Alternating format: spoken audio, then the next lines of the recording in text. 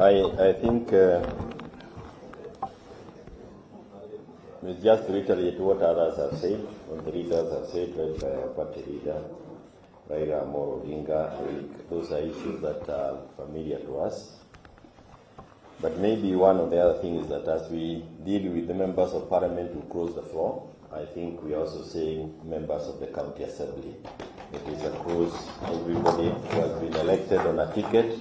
You must remain faithful to that ticket for the term of your stay. The other thing that I think I need to mention is, as been mentioned again, if you are not in a technical team, either by name or by party or by from where you come from, that should not be picked as a point of pulling others down. We need to support the teams to the end. I'm seated there because that is where Uhuru was supposed to sit, and he is the one I was expected to come and talk. He has a right to be here. He has been made a subject by the other party, and even if you do not want him, he has been donated to us. It is upon us to say whether we want him or we don't want him to be sitting with us. But I believe that he is the chairman of the Azimio Council, and where we sit, he should come and be part of us. I believe nobody should say otherwise. The issue that I think we also agreed upon, which I want to beg of you, and since you are the ones who attend these talk shows, is the issue of the cost of living. UDA lied on every aspect of the cost of living.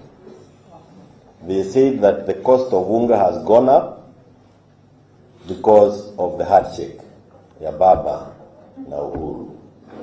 They said that the cost of fuel has gone up because the prices were fixed in a boardroom.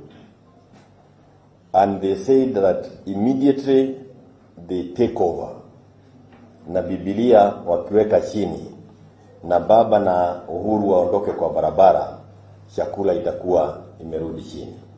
So that cannot be an issue that we take to a committee. It cannot be a subject of the committees that we are forming.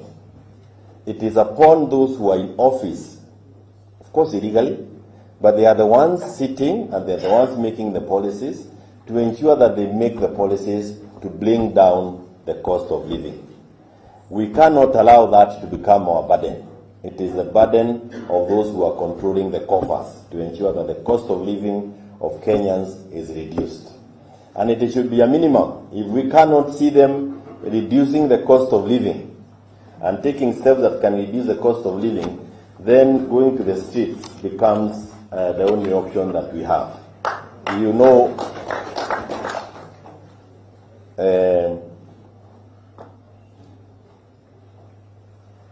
okay, let me get it. So, ni vizuri tuhakikishe kwamba Biblia ilishuka, lakini kama ilikaa juu, zakayo yako juu, uchuru iko juu, kila kiko. Those things cannot be part of our negotiating. They cannot be what we are going to sit and discuss. We cannot allow them to, we cannot agree to go and share in the problems that they should have solved. They lied when they were looking for votes. They must feel the cost of that lying. They have now said, and I think you remember, they said that the subsidies that were being given, pesa ilikuwa inaenda kwa mifuko ya wengine. Kama ilikuwa inaenda kwa mifuko ya wengine, na ilikuwa pesa ambayo ilikuwa inatoka kwa ushuru, hizo pesa zinaenda kwa mifuko ya kina nani sasa? Si watoe wapatie wa Kenya gharama ya maisha ishuke. And you must get that basic when you are going for those talk shows. If you become technical, you are selling us. I listen to some people, wanakuwa very technical. UDA does not want anybody technical. You just become naked like they are, as long as you are not insulting. But don't go and become technical in those discussions. Tell them, mulisema pesa iliingia kwa mfuko ya wengine. Sasa inaingia kwa nani? That's the language Kenyans understand. And we need the Kenyans to be with us on this journey. And as I conclude, I know also if we had done, we would also be having very many minority leaders in Jubilee. We have MCAs across the counties and are occupying minority seats. Let us bring everybody on board. Let us not recruit on behalf of UDA.